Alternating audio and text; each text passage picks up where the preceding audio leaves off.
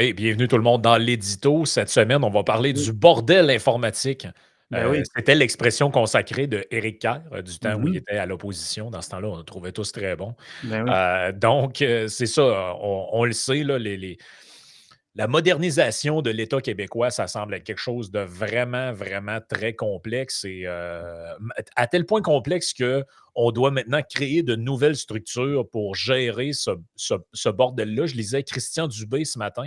Je lui ai répondu, c'est une vaste parodie, là, en fait. Là, je ne peux pas croire que ce monsieur-là, autant que ça n'a rien de personnel, soit le politicien quasiment préféré des Québécois. Là. Moi, je ne la comprends pas. Là.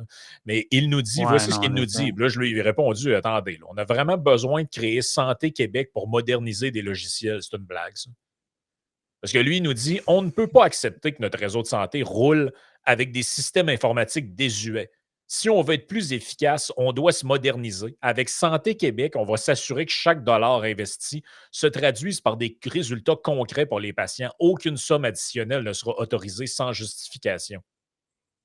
Allô? Non, C'est non, non, non, c'est n'importe quoi. Puis c'est pour ça, tu sais, petite parenthèse. Ben, en fait, j'ai deux petites parenthèses. Dans un, les fonctionnaires. Tu sais, je fais une petite parenthèse pour les fonctionnaires qui ont peur de perdre leur job à cause de l'intelligence artificielle. Je veux dire, vous pouvez dormir tranquille. Là. On est à des allées-lumière de ça au gouvernement du Québec. Là, dans un, première chose, quand on voit, non, c'est elle est même pas comment, le comment le courriel gouvernement n'a du même pas Québec. encore remplacé le fax. Fait qu'on va laisser faire pour que l'IA remplace l'être Ben là, humain. en fait, c'est ça. Ben là, c'est ça, puis ça m'amène à ma deuxième parenthèse. C'est moi, il y a quelqu'un que je suis sur Facebook, le maire de Joliette, un bon monsieur, Pierre-Luc Belrose, que j'aime bien, l'ancien candidat libéral provincial en OK. 2014, qui est maire de Joliette depuis quelques années. Il a fait un post sur Instagram il y a quelques jours, il se prend en photo avec des gens de la communauté, il dit Solution à la pénurie dans les hôpitaux, Cartouche Lanaudière innove et relance la production de rouleaux encreurs pour Ah, adressographe. c'est Je ne sais pas si les ouais, gens se ouais, rappellent ouais, de ouais, ça. un adressographe. Ça, c'est quand tu prenais le train, mettons, tu avais ça, là, entre autres, là. Oui, ben là, c'est ça, c'est pour ta petite carte d'hôpital, je pense, l'espèce de carte bleue en plastique, ou je sais pas trop, pour avoir ton Oh, et adresse ou puis pour t'avais l'étampe. En ça tout cas, dans le je sais pas si les gens plus vieux vont s'en rappeler, mais la dernière fois que j'ai vu un peu le même mécanisme, c'était dans un train. C'était, j'avais pris Via Rail il y a longtemps pour aller quelque part, puis j'avais acheté genre je sais pas là, c'est un Pepsi peu importe là, dans le train. Puis là, ils prennent juste la carte de crédit. Moi, je m'attends, naïf, à ce qu'il arrive avec un terminal. Non, non, il y avait une machine qui faisait comme imprimer ta carte. Là, j'étais comme, pour ouais, vrai, même quand j'étais enfant, je me souviens pas que mon père avait utilisé ça nulle part ou ma mère ou quoi. J'étais comme, c'est la première fois que je voyais ça. J'étais là, voyons, c'est quoi, on sort de où? Là? Fait que dans le système de santé, c'est un peu pareil. Là. La patente pour ben oui, c'est rendu qu'on a des entreprises. Parce que rappelez-vous, l'an dernier, ça a fait comme un une mode chiard parce qu'on rétro, arrivait. finalement. Oui, ben c'est ça, parce que je pense que je me rappelle bien, la dernière compagnie qui en faisait arrêtait des faire ou était tombée en faillite ou peu importe, en tout cas. Puis là, ça causait un méga problème dans les hôpitaux parce qu'on n'avait rien d'autre pour le remplacer. Je me rappelle plus qu'est-ce qu'il avait trouvé pour patcher en attendant, mais là, on est tout heureux d'apprendre que dans la Nodière, dans le coin de Joliette, tu as une entreprise qui innove et relance la Non, production de c'est cartouches incroyable. pour Fait les que adresses. 2 articles quand même intéressants qui parlent un peu de ce sujet-là, parce que là, on est dans le gros Mhm. contexte au Québec de la commission Galant. Commission Galant, c'est quoi?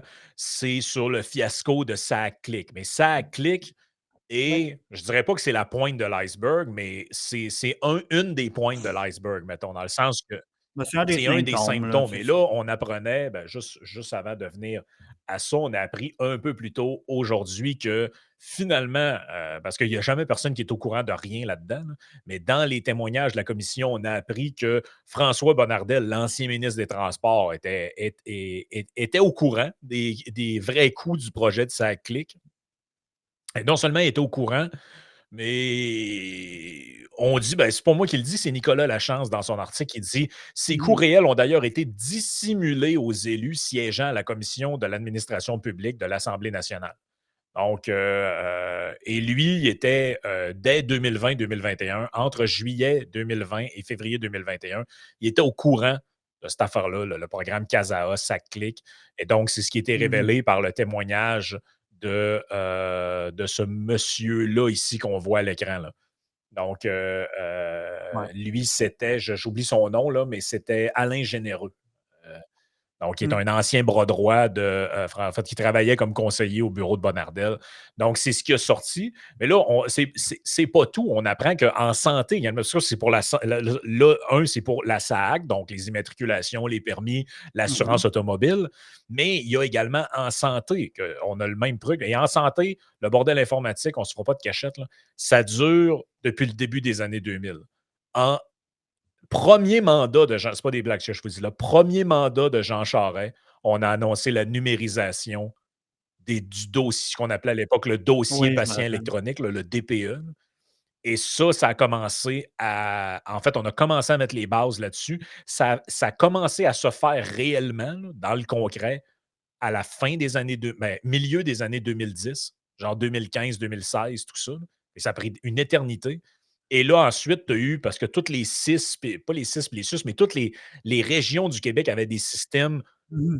qui n'étaient pas coordonnés ensemble. Fait que là, mettons, comment je fais pour qu'un médecin qui suit un patient à Montréal, si le gars est parti en vacances ou à Chicoutimi, puis il est allé à l'hôpital, est-ce que sans passer par une demande d'accès à l'information, par un fax, comment je fais pour avoir accès à ces trucs médicaux? Fait que là, tu as tout ce système-là. Ben là, on apprend encore, cette fois par la plume de Gabriel Côté, des très bons articles économique, là, j'ai Oui. envie de dire, là, dans le Journal de Montréal sur ça.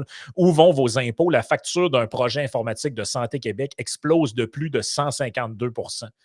Donc, C'est parce qu'on en vient, tu sais, tu vois, aller toutes ces histoires-là, puis on en vient à se demander comment qu'on a fait dans le temps pour passer de la dactylo aux ordinateurs, puis même avant ça, passer de juste du papier puis d'écrire à la mitaine au dactylo. Tu sais, quand tu vois ça, là, on dirait qu'on est comme plus capable de rien faire. non, ça n'a pas de bon sens.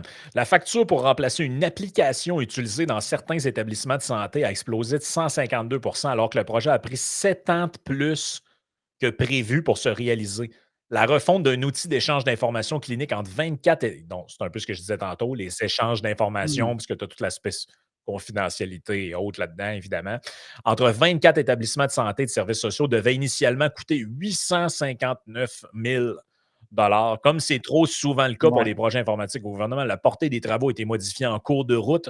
Résultat, la note a grimpé à 2,1 millions de dollars, une hausse de 152,7. Et cet, ben, cet c'est ça, non. article-là de C'est ça, Thomas Gerbet, qui lui est voilà. vraiment, là, on augmente encore, très bon article de Thomas Gerbet. Santé Québec et le Conseil du Trésor refusaient de donner les coûts complets du projet CIFAR, ce que critique un expert. Un projet informatique en santé cache un coût d'exploitation de 1,2 milliard. Mais Une oui. maison continue de coûter de l'argent après sa construction. Il y a de l'entretien, les factures à payer, etc. C'est pareil pour un projet informatique. Oui et non, là. C'est-à-dire que moi, Ouais, mise à jour de sécurité, genre. oui, mais tu sais, si tu prends une solution clé en main, je veux dire, tu payes un abonnement annuel ou quoi que ce soit, puis tu n'es pas Mhm. supposé de payer des dépassements de coûts. Tu sais, je veux dire, Ben, pas de et je cet veux dire, là, ordre-là, là, je veux dire. on en a un système d'échange en ce moment sur une plateforme, ça s'appelle Ustream. Ben, ça a été Mhm. designé par des Ukrainiens en informatique, là. Toi puis moi, on l'utilise, puis ça me coûte 500 pièces par année pour qu'on l'opère, ce système-là. Mais de temps en temps, il plante, on ne m'envoie pas un email qui a été 1000 pièces ou 5000 ou 10 000 ou 20 Non. 000 ou 1 million. Là. C'est eux qui s'arrangent avec ça. Là.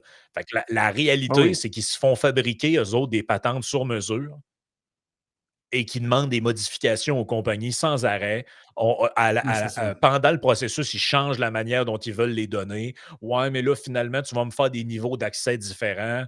Tel type de personne va avoir accès à ça, tel autre à ça, tel autre à ça. Puis là, ils veulent en fait, ils veulent du clé en main, mais sur mesure, avec 52 000 Mhm. patentes. C'est ça qui fait souvent un des Ben facteurs oui. qui fait que tout explose. Là.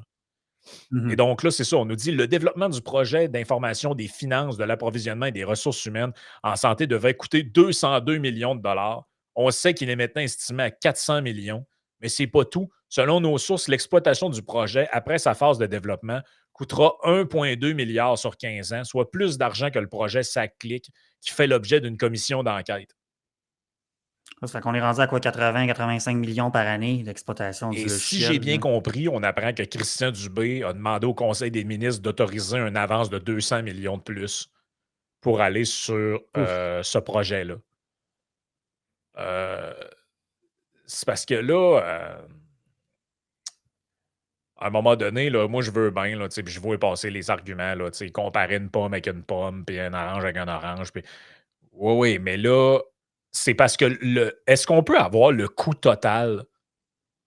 Tu sais, dans tout l'argent qu'on envoie au gouvernement, là, dans l'année, est-ce qu'on peut avoir le coût total qui ne sert qu'à gérer des trucs informatiques? Moi, je pense qu'on va Mhm. tilter quand on va apprendre ça. Ouais, Parce que, tu sais, des fois, on se dit: absolument. «Ah, il y a pas de coupure, on est sur le cuir, puis où est-ce qu'il va?» Là, tu te dis: «Ouais, mais regardez, mettons, de 2010 à 2025, en 15 ans, le budget de l'État a explosé. Les gens ont pas nécessairement plus de services, sont pas capables de voir un médecin, ils ont pas de place en garderie». Tu sais, j'en ferai pas toute l'histoire, je pense que tout le monde comprend. Tu te dis: «Mais le cash, il va où?» Ben, il y a une partie du cash, moi, je pense, qui va dans ces affaires-là, là. Ouais, puis c'est de l'argent, c'est des pertes, ça, là, ultimement. Je veux dire, ça ne s'en va pas en service à la population. Puis ça n'a pas de pérennité non plus. Tu sais, c'est comme ça, au moins, tu dis, on paye ça cette année une fois, puis après ça, on est correct pour un bout. Même pas, Hey, tu puis sais. check-moi l'investissement de cabochon, là. Ils disent là-dedans, OK, il y a 1,2 milliard de frais d'administration du système en 15 ans, mais on évoque des économies de 2 milliards sur une vingtaine d'années. Ouais, mais il n'y a aucun gain net à votre affaire, là. Tant qu'à ça, faites-les pas, là. Mm. Tu sais, moi, je connais personne qui dit: «Je vais investir une telle somme», parce que là, tu as le chiffre total de 682 millions pour tu sais, l'implantation du truc comme tel. Puis après, tu as le 1,2 milliard de frais cachés en, genre, en maintenance du système pour qu'il continue de fonctionner dans le temps. Puis c'est tout ça pour sauver 2 milliards de dollars. Mais est-ce que la Ouais, démonstration est faite, là? Et pas avec les vieux convaincu. systèmes qui sont complètement dépassés, on se fait arnaquer par des fournisseurs en ce moment. Ouais, ben, d'après moi, vous vous faites arnaquer tout court, là. Ah, c'est l'enfer. C'est l'enfer. Puis là, tu as les libéraux là, t'as les libéraux provinciaux qui s'en mêlent, mais je veux dire, sont pas plus blancs que blancs, eux autres non plus, là, tu sais. En quelque part, ce bordel-là, tu sais, ils ont régné, je l'ai déjà dit, sauf pour une période de 2000 de 18 mois, de 2003 à 2018, qui ont été au pouvoir, là, pendant une quinzaine d'années, là, tu sais, je veux dire, comme tu le disais tantôt, ça a commencé sous Jean Charest, l'histoire, tu sais, le dossier de santé électronique et tout, je veux dire, bon, c'est sûr que Mme Stetlacoué, là, qui parle en ce moment pour l'opposition officielle, n'était pas là à l'époque, j'en conviens, mais je veux dire, c'est les mêmes partis, c'est les mêmes. Tu sais, en quelque part, ils doivent. C'est sûr que c'est toujours facile de blâmer l'autre, mais tu sais, ils ont une part de responsabilité là-dedans Ouais, aussi. carrément. Là, tu as le PQ qui embarque là-dedans.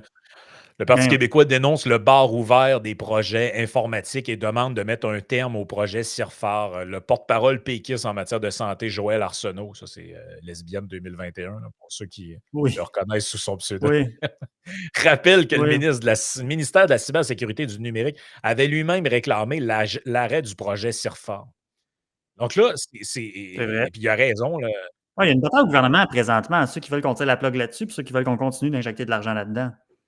Mais c'est parce que moi, je pense qu'on a atteint le principe de Peter, là. C'est-à-dire que là, Ouais. là, il y a du monde qui gère des affaires qui les dépassent complètement. Tu sais, moi, demain matin, si tu me dis: «Garde, il faut que tu gères le chantier de construction d'un hôpital multidisciplinaire universitaire», je vais te dire: «Regarde, Simon, je peux pas gérer ça, Mais j'ai non, pas les c'est ça. skills pour ça, j'ai jamais managé un chantier, je sais pas si le gars de l'excavation est en train de me fourrer, je sais pas quel plus, tu sais, Non, ça me voilà. dépasse. Ben, moi, je pense que, Éric Kerr et sa gang, puis tous ceux qui gèrent les projets d'informatique au gouvernement, je pense sont complètement dépassés par les événements. Ah ben oui. Et là, tu sais, honnêtement, là, heu Puis il y a clairement une perte d'expertise aussi au gouvernement du Québec là-dessus, ou un manque d'expertise plutôt. Puis là-dessus, je vais donner un point partiel au syndicat, c'est que c'est vrai que dans l'ensemble de la fonction publique québécoise, que ce soit le public, parapublic, peu importe, on a du mal à recruter en nombre suffisant du personnel informatique compétent et qualifié. Pourquoi? Notamment au niveau de la question des salaires. Fait que ça va être rare que vous allez nous entendre ici dire il faut payer plus cher les fonctionnaires, mais en quelque part, c'est que faut pas. Tu sais, c'est correct d'avoir un traitement différencié. Quand tu as des employés, une expertise de pointe spécifique qui est recherchée, ben, je comprends qu'il y a des conventions collectives et tout, puis c'est là que la responsabilité des syndicats, c'est là que le corollaire embarque. Mais tu sais, tu te dis, ben là, c'est parce que ça fait en sorte que vu que tu n'as pas cette expertise suffisante-là, notamment pour un enjeu de. Parce qu'au-delà des conditions de travail, tu as l'aspect salarial. Je veux dire, c'est bien beau d'avoir des vacances puis des horaires flexibles, ce que tu voudras, mais c'est pas avec ça que tu payes l'hypothèque, là, tu sais, là. Ben oui. Fait qu'à un moment donné, ça fait que le gouvernement est vulnérable. Il va juste se tourner vers des consultants puis des sous-traitants. Fait que, tu sais, quand Christian Dubé dit qu'actuellement, avec les vieux systèmes, on se fait arnaquer parce qu'on ne s'y connaît pas trop et sont dépassés, c'est vrai. Mais de l'autre bord aussi, tu dis, ouais, mais c'est parce que vous connaissez tellement pas vos affaires que soit que vous restez avec le vieux système et qu'il y a du monde qui vous arnaque, comme Dubé le dit, ou bien donc encore, vous vous lancez peut-être la première, vous allez chercher des consultants, des experts, des ci, des ça, mais vous ne savez pas plus c'est quoi qu'ils vous racontent, puis vous continuez à payer, payer, payer. Fait que, il y aurait peut-être un enjeu qui mériterait d'être adressé au niveau de l'expertise du gouvernement du Québec en matière d'informatique. Le problème, c'est que moi, pour avoir, puis ça va être drôle à dire, mais j'ai déjà eu une discussion là-dessus, moi, avec un leader syndical, je nommerai, avec plus que ça, avec un président de centrale syndicale. Je ne dirais pas c'est qui, je ne dirais pas c'est laquelle, évidemment. Puis moi, ce qu'il me disait, c'est que, ben, qu'il y a toujours l'enjeu de, tu sais, il faut que ce soit équitable, il faut que tout le monde soit traité pareil. Fait que, tu sais, ça peut faire du sens, mais c'est compliqué de payer, par exemple, des membres du corps d'emploi, disons, informatique, plus cher que le reste de tes fonctionnaires ou de tes cols blancs. Tu sais, tu dis, bon, je comprends l'idée, là, mais d'un autre bord, c'est que, tu sais, c'est le principe justement du mime de c'est quoi la différence entre l'équité et l'égalité. Tu sais, tu as la fameuse clôture. Tu as un grand, tu as un moyen, tu as un petit. Le grand, lui, il voit. Le moyen, il voit à moitié, puis le petit, il voit rien. C'est correct, est-ce que tu veux que tout le monde voit l'autre bord de la clôture, que tu en as un, tu mets sur une crête d'orange, puis l'autre, tu le mets sur deux crêtes Mhm. d'orange, que tout le monde soit capable d'avoir la même affaire. C'est un peu la même chose ici. Je me dis, ben, en quelque part, je comprends l'enjeu, je comprends le socialisme syndical qu'il faut que tout le monde soit traité pareil, là. Puis à un moment donné, ça a ses limites. Et ça a tellement que ses limites que cette discussion-là que j'avais eue avec cette personne-là, un très, très bon gars par ailleurs, là, tu sais, il faut arrêter, il faut sortir des dynamiques grégaires de nous contre eux. Puis, tu sais, c'est pas il faut sortir de l'idée de l'adversité idéologique et tout ça, là. Mais bon, cette discussion-là que j'ai eue avec cette personne-là remonte déjà à quelques années. Puis depuis, ils n'ont pas eu le choix de lâcher du lest au niveau syndical à cet égard-là. Tu commences à voir dans certains endroits dans la fonction publique, tu vas avoir des primes, tu vas avoir. On a lâché du lest justement sur que le traitement, là, que tout est beige, tout est traité pareil. Tu vas avoir du personnel informatique, on va essayer de les garder un peu plus, on va avoir des horaires encore plus flexibles, avoir des primes salariales, des choses comme ça. Mais malheureusement, en tout cas, ben, manifestement, de toute façon, ça va prendre du temps à redresser ça, mais le travail n'est pas terminé encore, ça c'est sûr. Non, c'est ça. Et là, on s'obstine dans les technicalités. Ouais. Carl Malenfant, l'ancien directeur du projet SAC-Clic, lui, il dit là, la vérificatrice générale, elle ne fait pas bien son travail parce qu'elle a additionné les coûts de développement d'un truc qui s'appelle CAPEX avec les coûts d'exploitation OPEX. Mélanger CAPEX et OPEX et additionner des pommes et des oranges, a écrit M. Malenfant. Bon, c'est un truc que je ferai référence tantôt. Alejandro Romero Torres, lui, spécialiste de la gestion publique des projets de technologie de l'information, ne partage pas ce point de vue. Ce sont des coûts qui doivent être payés, doivent être estimés et ajoutés dans les planifications financières. Mais là, c'est ça, on peut bien changer les données puis dire ah, ça, c'est pas dans ça, c'est dans l'autre, mais au final, il y a. On est créatif au niveau de la comptabilité, mais dans la vraie vie, c'est qu'il faut que tu les payes pareil, ces coûts-là. C'est un peu comme, je ne sais pas moi, mais prenons le même genre d'argument, mais pour une entreprise privée qui présente ses états financiers aux actionnaires une fois par année. Tu dis, ah ben non, regardez, tout balance. Ah ben non, ça ne balance pas à cause de tel aspect. Ouais, mais ça, c'est un autre dossier, ça ne compte pas vraiment. Mais faut-tu que tu le payes ou faut pas que tu le payes? Mais s'il faut que tu le payes, ça compte. Ouais, puis tu sais, honnêtement, moi, je trouve que. Et autant. En fait, l'informatique est devenue la nouvelle construction, là. C'est-à-dire que ça, on voyait Mhm. ça vraiment dans le domaine de la construction gérée par l'État, là, ou en tout cas avec des appels d'offres faits par l'État, là. C'est qu'on annonce un pont à 2 milliards, finalement, il finit à 10. Tout le monde est comme Mhm. ah, mais tu sais, là, quand ils ont creusé, il y a eu ci, puis on ne savait pas les failles, il y a telle affaire. Puis, C'était combien à l'époque, le scandale des commandites? Je veux dire, on a plusieurs scandales des ben commandites oui, ben là-dedans. Je oui. comprends que tu n'as pas un contexte référendaire et tout, puis une élection serrée, mais néanmoins, les sommes sont faramineuses. C'est Hey, débile, j'ai là. demandé à Grok, on a dépensé combien au Québec en projet informatique depuis 2018. Je vais regarder le truc de la CAQ. Je pense que ça fait 5 minutes qu'il cherche.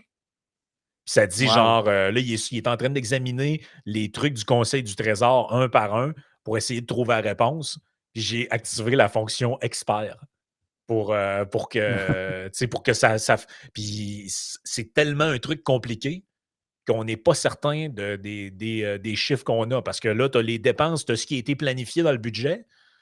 Mais là, après ça, tu as tes trucs hors budget. C'est-à-dire, mettons, comme, je sais pas, moi, la ministre Guilbeault qui arrive au Conseil des ministres et qui demande à ce qu'on allonge 200 millions de plus pour un projet. Ça ne figure pas dans le budget qui a été déposé par Éric Mais Girard. Tu non. comprends?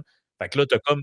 Non, puis c'est voulu, hein, évidemment, on s'en doute, c'est à Ben dessein, là, c'est là que c'est compliqué ben de là, c'est même, là. compliqué de même. Puis tu sais, là, on dirait que c'est ça, c'est que c'est le contrôle et ils ont perdu, ils ont juste perdu le contrôle complètement. Ah, Ils ont perdu le contrôle complètement. Puis tu vois, regarde, il y avait un petit clip dans l'article de la presse, je vais la faire jouer pour les bienfaits de la conversation, dans lequel la presse rapporte aussi le cabinet de Bonnardel informé mmh de potentiels dépassements de coûts en 2020. Donc, elle va comme suit. J'imagine. Et sur le moment, on est dans la merde par rapport au service clientèle, là. Notre priorité, le ministre, il n'y a pas une journée qui me dit pas, Alain, on est rendu à quoi dans notre attente pour l'immatriculation des véhicules? On est rendu à combien de backlog pour les plaques d'immatriculation, pour les permis de conduire, etc., etc. Fait que notre priorité pour les Québécois, c'était pas Casa à ce moment-là. Notre priorité à ce moment-là, c'était de rétablir le service à la population. Ouais. Non, ouais, l'histoire, ça clique, là. Ouais. Ben là, moi, je trouve que tu sais, le contrat de 458 millions pour la réalisation de Casa lui apparaît cher, mais il comprend qu'il s'agit d'un clé en main. Non. Un clé en main, tu n'as pas de dépassement de coût faramineux par la Mmh suite, là. Non, tout est compris. Mais tu sais, je veux dire, moi, j'ai rien contre ces gens-là, là. Mais tu sais, comme je dis depuis tantôt, là, est-ce qu'ils sont sur la bonne chaise? Est-ce que le gouvernement a vraiment ce qu'il faut pour, tu sais, pour gérer ce genre de truc-là, là? Tu sais, Donc, c'est toujours de développer nos propres solutions, des solutions, c'est vraiment propres au Québec et tout, alors qu'il y a peut-être d'autres gouvernements, d'autres juridictions ailleurs qui utilisent des systèmes qui fonctionnent, tu sais, qu'on pourrait peut-être juste acheter une tu sais, j'ai licence, rien contre lui, puis là, le ça monsieur fonctionne Alain de tout. Généreux, là. Mais Non, qu'est-ce moi qu'il non fout, plus. lui, aux commandes de des projets de demi-milliards puis de milliards de dollars? Ah, ça, lui, c'est un conseiller politique au Tu cabinet du sais, ministre. tu sais, je regarde ces affaires, là, je m'intéresse au développement des organisations, tant sous le volet économique que le développement durable. Formation Ouais. universitaire en management ainsi qu'une certification en médiation civile et commerciale. Tu sais, c'est du bien. Je le connais pas, j'ai rien contre lui. Mais moi, je regarde ça, là, puis des projets informatiques de cette ampleur-là, quand on est rendu en milliards, là, je pense qu'il y a personne au gouvernement qui est capable d'administrer ça comme il faut, là. Et moi, je Non. moi, je Non, on a juste pas moi, je l'expertise. pense ces gens-là devraient être complètement tassés du processus. Si tant est qu'on veut aller vers ça, mais mon opinion plus fondamentale que ça encore, c'est que je pense que ça prend un moratoire sur tous les projets informatiques de l'État. Ouais, je suis assez d'accord avec Là, ça. ça prend un audit. En fait, la vérificatrice générale, avec une équipe, là, doit faire un audit complet de tous les projets qui sont en marche, là.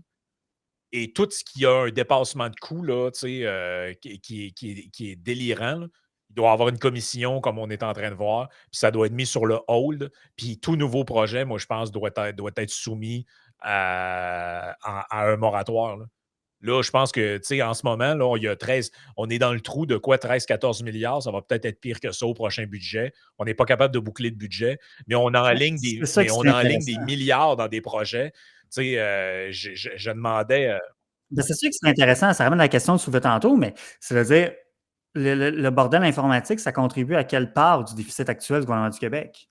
Ces Ben, dépassements de écoute, coûts-là. regarde, j'en ai sorti quelques-uns parce que l'intelligence artificielle était quand même capable de me répondre à une coupe de trucs, là. Donc, évidemment, ça Mmh clique avec un budget initial de 200 millions. On est rendu à 1,1 milliard, puis c'est pas fini. RENIR, un truc dont on n'a pas tellement parlé, là, RENIR, le Réseau national intégré de radiocommunication. Donc, c'est un projet de sécurité civile et de services d'urgence qui devait coûter un truc pour la police, de ce que je comprends, là. Ça devait coûter mh. 144 millions, ça a dépassé les 350 millions en coût net d'amortissement, avec des frais d'exploitation annuels qui ont passé de 24 à 80 millions. Hey, tu n'as pas besoin d'en avoir tant que ça, des projets, là. Imagine, tu te budgètes ton affaire. OK, c'est 25 millions de coûts annuels. Non, finalement, c'est 80. Comme si tu fais ça avec tous tes projets, là, ton déficit, il est là, là. Ensuite, divers Ben oui. projets Ouais. le Centre des services partagés du Québec, le CSPQ. Eux, il y Mmh avait un système d'approvisionnement avec un budget annuel.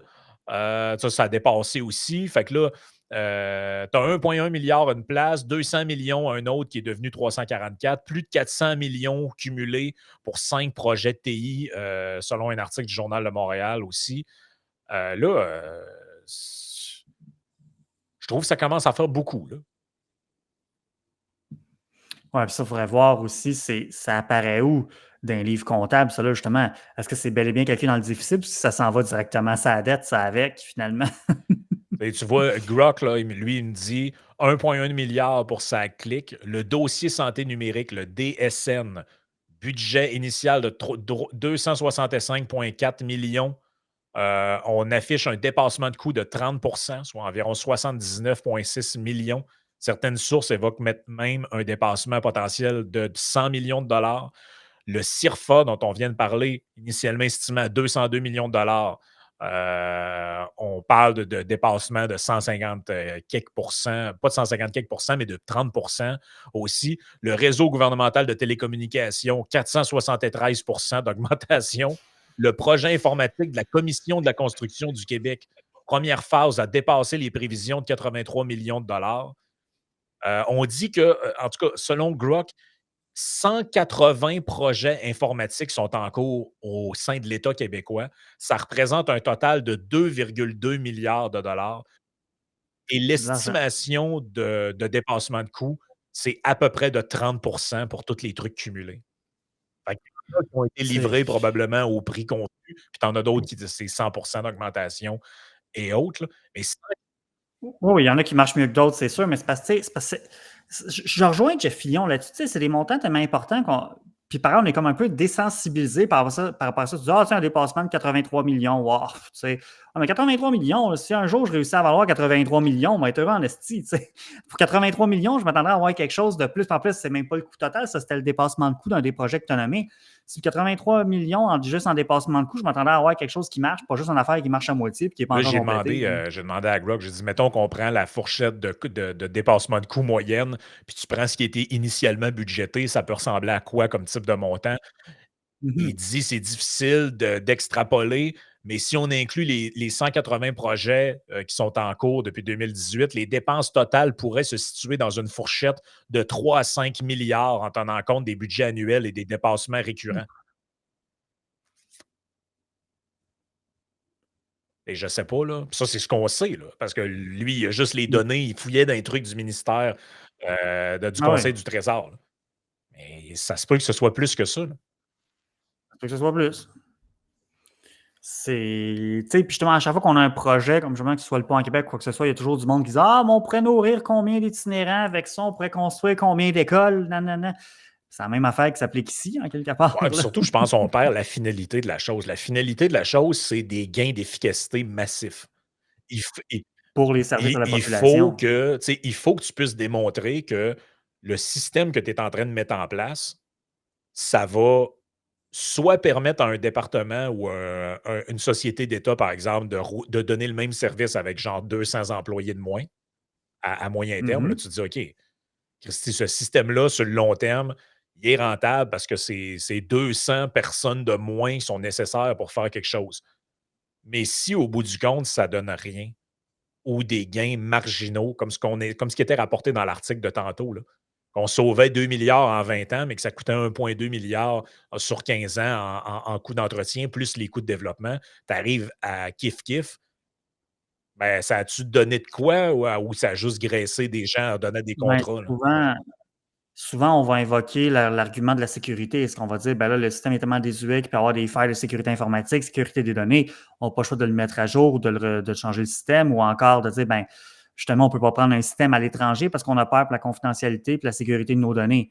Mais maintenant, qu'est-ce qui nous garantit? Est-ce que ces dépassements de coûts-là font en sorte que nos données sont vraiment plus sécures? Mais tu sais, si c'était des affaires, Ben, tu sais, si on voilà. parlait de choses qui étaient typiquement québécoises ou canadiennes, que tu dis: «OK, ça, il y a ça nulle part ailleurs dans le monde. On est les seuls à Mhm. avoir tel type de service». Mais excusez-moi, là, promenez-vous partout sur la terre, des plaques de char, il y en a partout. Des hôpitaux, il y en Ben a oui, partout. Fait que, tu sais, partout sur ben oui. terre, dans à peu près tous les pays, probablement tous les pays, les véhicules sont immatriculés et les gens ont des permis de conduire. Bon, il y a des différences, pas les mêmes temps de renouvellement. C'est un peu comme les passeports. Mhm. Tu sais, les passeports, on ne réinvente pas la roue, là. Tous les pays offrent ou à peu près, Exact. offrent des Ben oui. passeports à leurs citoyens. Il y a une demande, c'est essentiellement la même affaire. Ils ont même juste que physiquement à peu près tout le même style. Fait que tu peux pas me dire que ça te Mhm. prend un logiciel sur mesure créé en main propre pour faire fabriquer un passeport parce qu'au Canada, c'est si différent que les autres. Ben, tu sais, moi, pour la santé, je suis Non. comme, hey, puis les affaires, un système de gestion des inventaires, puis tout, hey, de l'inventaire de matériel médical ou de l'inventaire de peu importe. Je veux dire, tous les Non, exact. systèmes dans le monde ont ce genre de truc-là. Qu'est-ce que vous avez besoin de si unique qui justifie la création d'un truc sur mesure? Je veux dire, c'est. Puis ils font pareil quand ils font des sites web, hein, by the way. Ils font exactement pareil. T'es comme il y a personne. Je connais aucune business qui font ça, puis eux font ça. Mais tu sais, je pense qu'on commence à voir que le système est sauté, là. Tu sais, cette Ouais, semaine, ben on oui. voyait quoi, là? Une glissade d'eau dans une piscine municipale qui était échangée pour Ben oui. 225 000.